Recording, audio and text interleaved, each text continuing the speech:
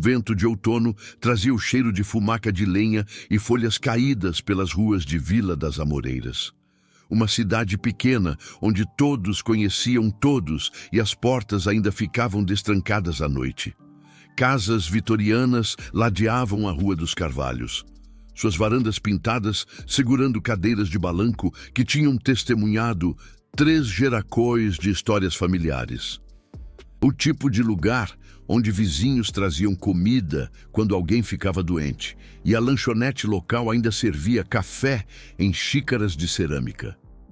Dona Eleonora tinha morado no número 14 da Rua dos Carvalhos por 47 anos. Ela tinha 70 anos agora, com cabelos prateados que ainda prendia toda a manha do jeito que sua méia ensinou. E mãos que tremiam levemente, mas ainda conseguiam cuidar do jardim de rosas todos os dias. Seu marido Raimundo tinha construído aquele jardim para ela no verão em que se mudaram, quando eram jovens e o mundo parecia cheio de possibilidades infinitas. Antes de continuarmos, se vós se acredita na justica, em proteger aqueles que não podem se proteger, e no karma, encontrando aqueles que merecem. Não se esqueça de curtir, comentar, compartilhar e se inscrever neste canal. E nos diga nos comentários de onde vós se está assistindo. Porque essa história prova que às vezes as pessoas que achamos indefesas têm protetores que nunca vemos chegando. Raimundo tinha falecido 3 anos atrás. O câncer levou ele devagar, dando a Eleonora tempo para se despedir, mas deixando ela sozinha numa casa cheia de memórias.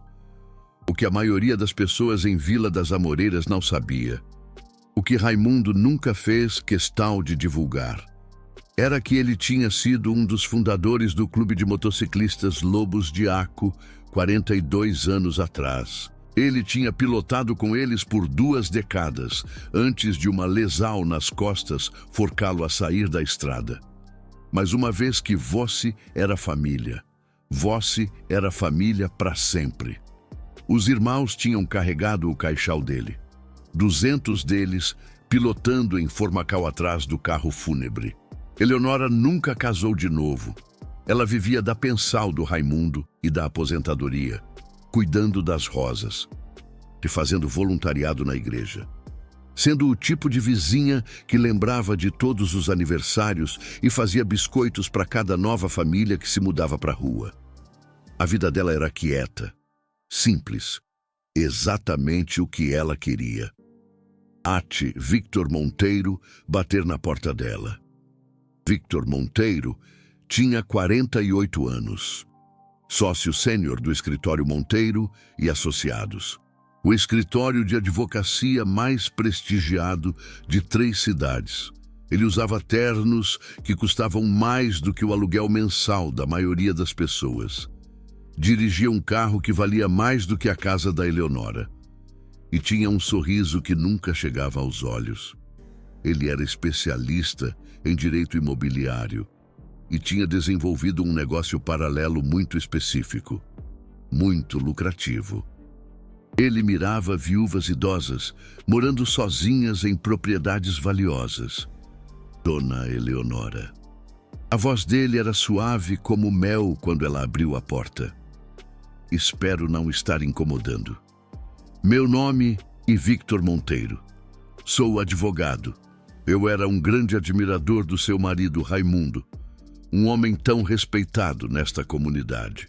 Eleonora convidou ele para entrar, porque era isso que se fazia em Vila das Amoreiras. Vossi oferecia chá aos convidados e ouvia o que eles tinham a dizer. Ela não fazia ideia de que estava deixando um predador entrar na casa dela. Vitor explicou que estava cuidando de algumas questões legais relacionadas aos antigos negócios do Raimundo. Nada para se preocupar. Apenas alguns papéis que precisavam de assinaturas. Ele visitou 3 vezes naquela primeira semana, cada vez trazendo documentos que Eleonora não entendia completamente. Ele falava rápido, usava termos legais que ela nunca tinha ouvido e sempre parecia estar com pressa.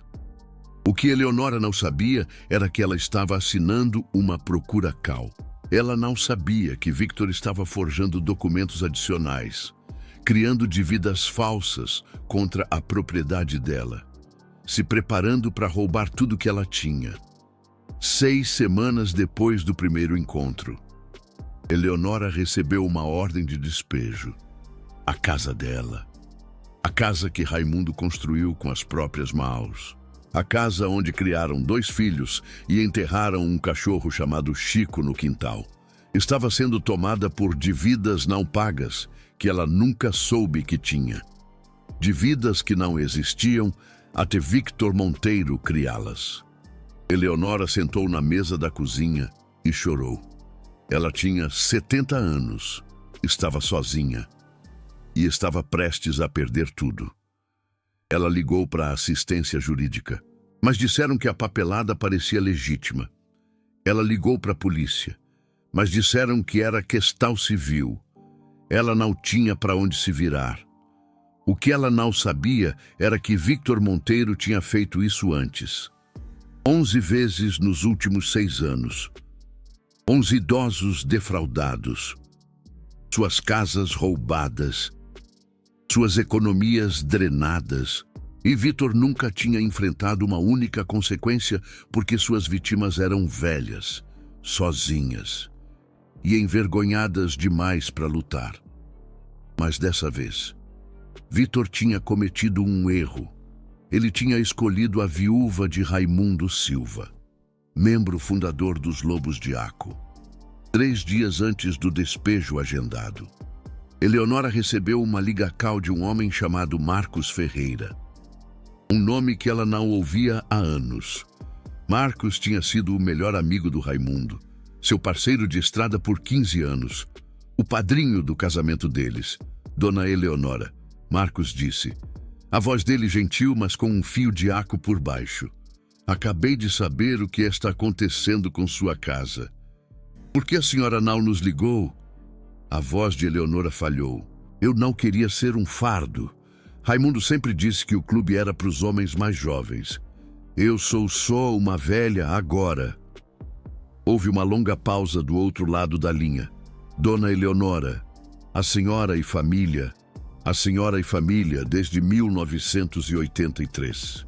E família não deixa família perder a casa para um ladrão de terno chique. Nos estamos indo. Não assine mais nada. Não fale com mais ninguém. Nos estaremos aí amanhã, na manhã seguinte. Eleonora acordou com o som de trovão. Mas o céu estava perfeitamente limpo. Ela foi até a janela e levou a mão à boca. Motocicletas enchiam a Rua dos Carvalhos, grandes e pequenas, cromados brilhando no sol da manhã. Elas se estendiam até onde ela conseguia ver nas 2 direções. 300 lobos de Aco tinham vindo ao número 14 da Rua dos Carvalhos. Marcos Ferreira bateu na porta dela. Ele tinha 64 anos agora.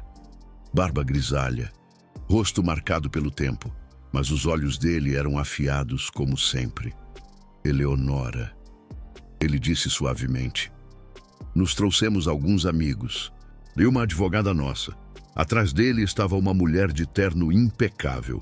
O nome dela era Sara Costa, ex-promotora federal, atualmente advogada de defesa, e filha de um lobo de Aco que tinha morrido num acidente de moto 10 anos atrás.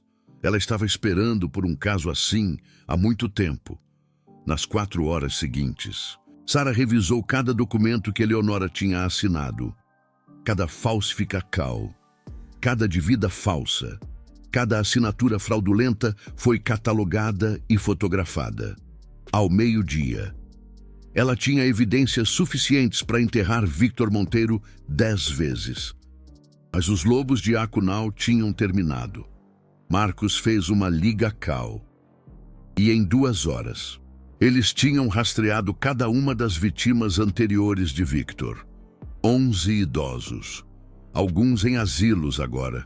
Alguns morando com parentes depois de perderem suas casas. Todos eles ainda tinham documentos. Ainda tinham provas, ainda tinham histórias que tinham medo demais de contar. Naquela tarde, Victor Monteiro estava em seu escritório de esquina, comemorando sua última aquisição com um copo de uísque que custava mais do que a conta de mercado mensal da Eleonora. Ele olhou pela janela para o estacionamento lá embaixo e viu 300 motocicletas entrando. O rosto de Victor ficou pálido. Marcos Ferreira entrou no saguão, seguido por 50 lobos de Aco. Ele não gritou. Ele não ameacou. Ele simplesmente foi até a recepção e sorriu. Gostaríamos de ver o Sr. Monteiro. Ele disse calmamente. Temos alguns documentos legais que gostaríamos que ele revisasse. Victor tentou ligar para a polícia, mas as linhas telefônicas estavam congestionadas com ligacois de repórteres. Sara Costa já tinha contatado todas as emissoras de 3 cidades. Câmeras estavam sendo montadas do lado de fora. Jornalistas estavam fazendo perguntas sobre as vítimas anteriores de Victor. Quando Victor finalmente saiu do escritório, ele encontrou Marcos Ferreira sentado na sala de espera, ladeado por irmãos que tinham servido em guerras, sobrevivido à prisão, enterrado amigos e nunca uma vez abandonado alguém que chamavam de família. Senhor Monteiro, Marcos disse, levantando devagar. Acredito que o senhor tem algo que pertence à nossa família. Uma casa na Rua dos Carvalhos, alguns documentos forjados e cerca de 47 anos de memórias que o senhor tentou roubar. O advogado de Victor tentou intervir, mas Sara Costa já estava lá, entregando a ele uma pasta contendo evidências de 11 casos separados de fraude. Suficiente para garantir que Victor nunca mais praticaria direito. Suficiente para colocá-lo na prisão por anos. Podemos fazer isso do jeito fácil, Sara disse. Ou do jeito difícil. O jeito fácil e o senhor assinar tudo de volta para Dona Eleonora agora. Desistir de todas as ACOs. E rezar para o Ministério Público oferecer um acordo quando apresentarmos as acusações criminais amanhã. O jeito difícil. Ela sorriu. Envolve esses 300 cavalheiros esperando lá fora, que pilotaram 6 horas para estar aqui hoje. Victor Monteiro assinou cada documento que Sara colocou na frente dele. 3 meses depois, Victor Monteiro foi condenado a 12 anos de prisão federal por fraude. Sua licença da OAB foi cassada. Seus bens foram apreendidos para compensar suas vítimas. Eleonora recuperou sua casa, junto com R$400 mil em danos. Mas o verdadeiro presente veio no fim de semana após o veredito. Eleonora acordou com o som de martelos e serras. Ela olhou pela janela e viu 50 lobos de Aco no quintal dela. Eles estavam consertando o telhado, repintando as venezianas, reconstruindo a cerca do jardim que Raimundo estava planejando consertar antes de ficar doente. Marcos a encontrou deep na varanda, lágrimas escorrendo pelo rosto. Raimundo nos fez prometer, ele disse baixinho. Ele nos fez prometer que se alguma coisa acontecesse com ele, cuidaríamos da senhora. Nos pedimos desculpas por ter demorado tanto para cumprir essa promessa. Mas estamos aqui agora. E não vamos a lugar nenhum. O que você faria se alguém tentasse roubar tudo de alguém que você ama? Você olharia para o outro lado. Você diria que não era problema seu. Ou você pilotaria 6 horas com 300 irmãos para garantir que a justiça fosse feita? Se essa história te tocou, não se esqueça de curtir, compartilhar e se inscrever. Porque precisamos de mais histórias que nos lembrem que família nem sempre é sangue. Às vezes, família são as pessoas que aparecem quando todos os outros desistiram. E comente aqui embaixo com as palavras família para sempre para mostrar que você entendeu o que os lobos de Aco ensinaram a Victor Monteiro. Porque às vezes, as pessoas que parecem mais vulneráveis têm os protetores mais fortes. Às vezes, a viúva quieta no jardim de rosas está conectada a guerreiros que vão cruzar qualquer distância para cumprir uma promessa. E às vezes o karma não espera pela próxima vida. Às vezes ele chega em 300 motocicletas e não vai embora até a justica ser feita.